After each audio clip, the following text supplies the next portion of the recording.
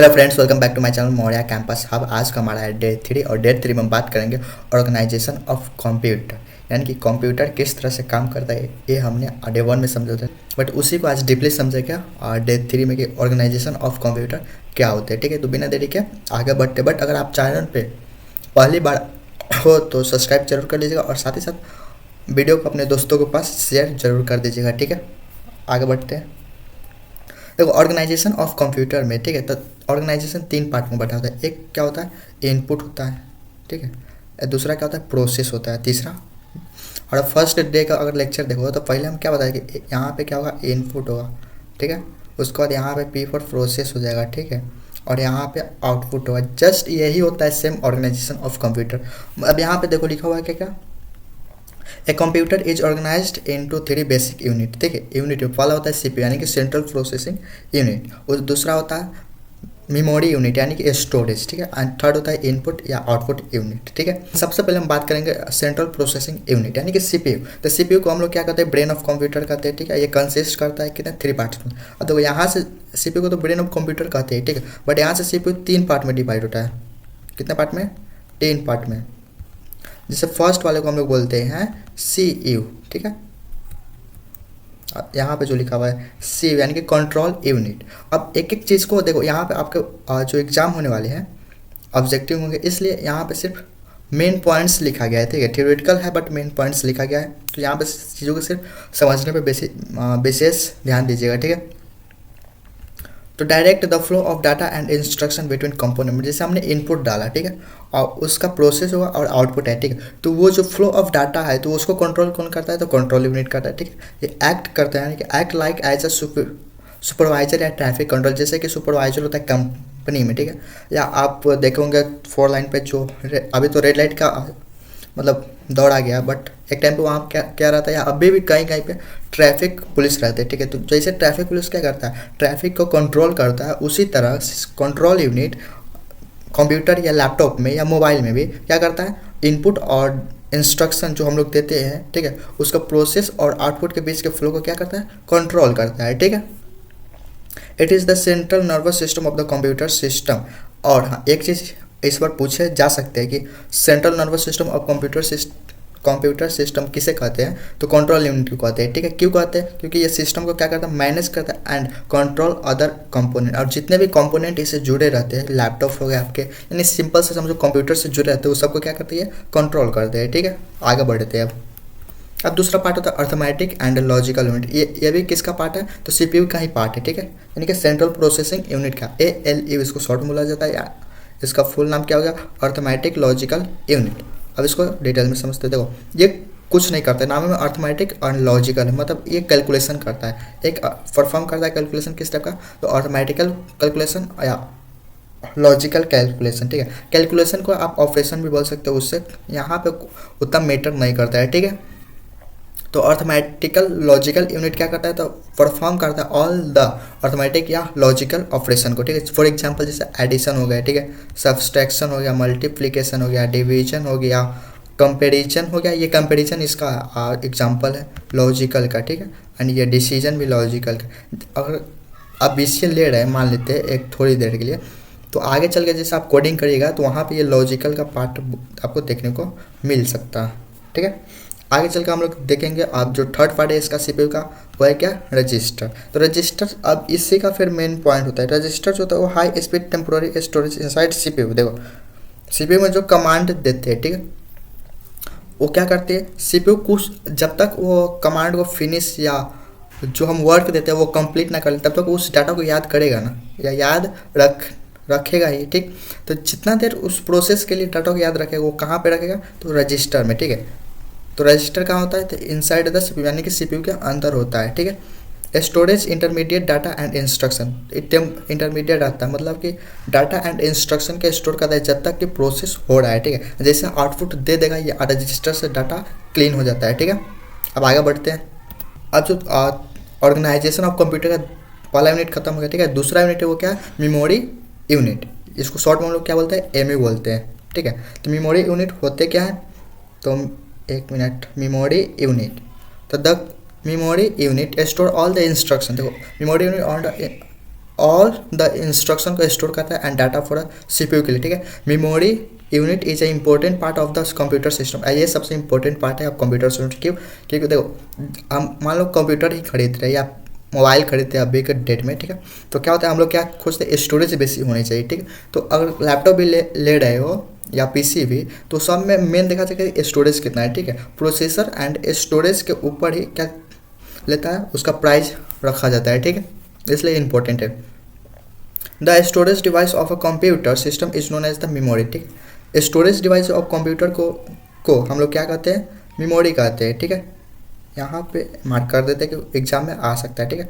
The storage device of computer system is known as memory, ठीक है। Memory unit can क्या कर सकता है, रिसीव डाटा, होल्ड कर सकता है डाटा को, ठीक है, एंड डिलीवर कर सकता है, किसके अकॉर्डिंग करेगा, तो जैसा हम उसको क्या करेंगे, इंस्ट्रक्शन देंगे, ठीक है। और किसके थ्रू करेंगे, तो इंस्ट्रक्शन को कौन मैनेज कर रहा है, तो कंट्रोल यूनिट कर रहा है, ठीक है। अब देखो यहाँ पे मेमोरी यूनिट को भी दो प्रकार के आप बोल सकते हैं डिवाइड किया गया या दो प्रकार के होते हैं, ठीक है। तो पहला मेमोरी होता है प्राइमरी मेमोरी, जिसे हम लोग रैम के नाम से भी जानते हैं इसको, ठीक है। किस नाम से जानते हैं, रैम का, जो आपको यहाँ पे लिखा हुआ है ऑलरेडी, ठीक है। या प्राइमरी मेमोरी को हम लोग मेन मेमोरी भी कहते हैं, ठीक है। तो it is often reflected to us the working memory और the main memory of a computer system. It is capable of sending and receiving data at a very high speed। क्या करता है, फर्स्ट यानी कि जो प्राइमरी मेमोरी है यानी कि मेन मेमोरी, वो क्या करता है, कैपेबल डाटा को रिसीव भी कर सकता है और सेंड भी कर सकता है, बहुत स्पीड करता है, ठीक है। और ये टेम्प्रोरी नेचर होता है, टेम्प्रोरी नेचर देखो यहाँ पे एक आपको देखने को मिला, टेम्प्रोरी इन नेचर में, ठीक है।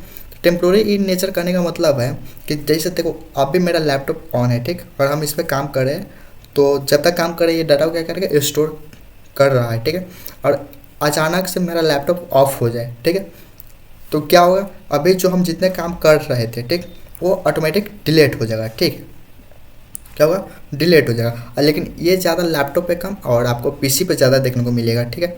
जैसे हम पीसी पे कोई वर्क कर रहे हैं या कोई प्रोजेक्ट पर काम कर रहे हैं, कुछ भी कर रहे हैं, अचानक क्या होता है, लाइट कटता है, ठीक है। तो लाइट कटने से क्या होता है, सीपीयू यानी कि जो कंप्यूटर या सीपीयू होता है उसका इलेक्ट्रिक कनेक्शन ख़त्म हो जाता है, तो जिस कारण से वो ऑफ हो जाता है। तो ऑफ हो जाता है तो उसके बाद अगर हम फिर से अगर लाइट आए ऑन कर तो जिस डाटा पे हम काम कर रहे थे वो नहीं मिलेगा, वो हमको क्या करना है, फिर से उतना वर्क करना होगा जितना हमने किया था, ठीक है। तो ये होता है प्राइमरी मेमोरी में। अब आगे बढ़ते हैं, data store in primary memory, data store primary memory are lost, ठीक है, लॉस कर जाते हैं, यानी कि टेम्प्रोरी नेचर का ही अर्थ होता है कि लॉस करना मतलब खो जाना है, ठीक है।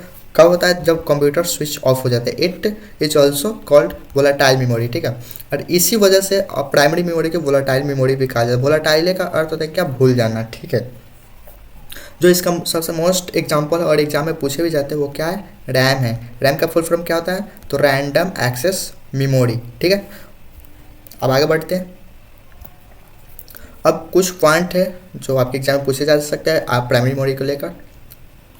तो primary memory is a directly accessible to the CPU, ठीक है। It must able to provide data quick, very quickly. अभी भी मान लो ये हम पीपीटी खोले हुए हैं यानी कि ओपन है, तो ये किस पे है, ये स्टोरेज से निकलने का अभी क्या रैम पे है, ठीक है। तो सेम यही प्रोसेस यहाँ होता है। The two basic kind of primary memory, primary memory दो प्रकार के होते हैं, एक रैंडम एक्सेस मेमोरी यानी कि रैम और दूसरा रीड ओनली मेमोरी। आगे चल के जो आपको फंडामेंटल ऑफ कंप्यूटर में पढ़ने को मिलेगा, ठीक है। बट यहाँ पे थोड़ा बेसिक है जितना आपके एग्जाम में पूछा जा सकता है। दूसरा है the RAM is a read and write memory. RAM को हम लोग रीड या राइट मेमोरी भी बोलते हैं, ठीक है, right memory. And CPU can change the content of the RAM at any time, ठीक है। In addition RAM is volatile, जो कि आपको पीछे भी बताते हैं, यानी कि यहाँ पे रैम क्या है, वोलाटाइल है। The and ROM non volatile. देखो एक चीज़ यहाँ पे आप क्लियर रखना कि प्राइमरी मेमोरी के टाइप दोनों है, रोम भी है एंड रैम भी है। बट रैम क्या होता है, वोलाटाइल होता है। ये क्या होता है, ये होगा आपका वोलाटाइल, जो कि यहाँ पे लिखा था, एक मिनट, यहाँ पे समझो वोलाटाइल होता है। बट रोम आपका नॉन वोलाटाइल होता है, ये होता है नॉन वोलाटाइल। अब सोचो, तो वही बात यहाँ पे आपको लिखा गया है कि रैम क्या है, वोलाटाइल, बट रोम क्या है, तो ROM is a non volatile memory and return its information even after the power is turn off. जब कंप्यूटर या पीसी ऑफ हो जाए इसके बाद भी क्या करेगा, वो डाटा को रिटर्न कर देगा। ठीक, अब चलते हैं मेमोरी यूनिट के सेकेंड पार्ट यानी कि सेकेंडरी मेमोरी। ठीक है, तो सेकेंडरी मेमोरी क्या करता है, permanent storage of large data. और जैसे अभी तक मान लो ये अभी चले थे अभी रैम पर, ठीक, इसको जैसे पीपीटी तैयार करके हमने रखे थे तो कहाँ था, ये भी सेकेंडरी मेमोरी में ही था। ठीक है, तो सेकेंडरी मेमोरी बहुत सारे डाटा को बहुत टाइम तक हम लोग रख सकते हैं। ठीक है, and provide long term data storage. ठीक है, फॉर एग्जाम्पल इसका एग्जाम्पल भी याद रखिएगा। ठीक है, पूछे जा सकते हैं आपके एग्जाम में। एग्जाम्पल में क्या हो सकता है, तो हार्ड डिस्क हो सकते हैं जिससे इंग्लिश में हम लोग शॉर्ट में बोलते हैं क्या, HD। ठीक है, उसको सॉलिड स्टेट ड्राइव यानी SSD एंड पेन ड्राइव भी होता है, DVD होता है एंड क्लाउड स्टोरेज भी होते हैं। ठीक है, अब आगे बढ़ते हैं। अब जो तीसरा यूनिट था ऑर्गेनाइजेशन ऑफ कंप्यूटर, तो वो क्या था, इनपुट एंड आउटपुट यूनिट। तो सबसे पहले हम बात करेंगे क्या, इनपुट यूनिट के बारे में। ठीक, तो इनपुट यूनिट होता क्या है, एक्सेप्ट करता है डाटा को, ठीक है, इंस्ट्रक्शन को फ्रॉम द किससे, तो यूजर से एक्सेप्ट करता है और उसको कन्वर्ट करता है किसमें, मशीन रीडेबल। मशीन किस में रीड करती है, तो बाइनरी क्या होता है, 0 और 1। ठीक है, और इनपुट के एग्जाम्पल क्या है, तो कीबोर्ड हो गया, माउस हो गया, स्कैनर हो गया एंड माइक्रोफोन हो गया। ठीक है, अब एक सेंटेंस में बोले तो इनपुट क्या कर देते, इनपुट कुछ नहीं करता है, बट सिंपल से इसका काम है कि यूजर से डाटा लेगा या इंस्ट्रक्शन लेगा। ठीक है, और उसको कन्वर्ट करेगा जिसमें प्रोसेसर यानी कि पढ़ सके, यानी कि मशीन लैंग्वेज क्या होता है, बाइनरी में। ठीक है, और बाइनरी से कन्वर्ट करेगा। ठीक है, बाइनरी में कन्वर्ट करने के बाद वो क्या होगा, प्रोसेस होने के बाद वो हमारा आउटपुट फिर क्या देगा, ह्यूमन लैंग्वेज में देगा। ठीक है, जो कि आपको डेव 1 में यानी कि फर्स्ट क्लास में आपको बताया गया था। ठीक है, अब देखते हैं इनपुट एंड आउटपुट यूनिट में है दूसरा, इसी का ही दूसरा पार्ट आउटपुट यूनिट। ठीक है, तो आउटपुट यूनिट क्या करता है, कुछ नहीं, सिर्फ इसका बेसिक से काम है क्या, और डिस्प्ले या output the process of the result होने के बाद ये डिस्प्ले कर देता है। किस फॉर्म में करता है, तो यूजर रीड कर सके यानी कि ह्यूमन लैंग्वेज में। ठीक है, आपको अगर फर्स्ट डे याद हो तो हम बताए थे कि आपको कि इनपुट किस लैंग्वेज में दिया जाता है, ह्यूमन लैंग्वेज में, प्रोसेस होता है बाइनरी लैंग्वेज या मशीन लैंग्वेज में। ठीक है, एंड आउटपुट हमारा क्या होता है, ह्यूमन लैंग्वेज में होता है। ठीक है, यहाँ पर है कुछ आउटपुट के एग्जाम्पल, जैसे मॉनिटर हो गया, प्रिंटर हो गया, स्पीकर हो गया एंड प्रोजेक्टर्स हो गए। ठीक है, ये क्लास था, इतना ही पे आप फिर मिलेंगे नेक्स्ट क्लास में।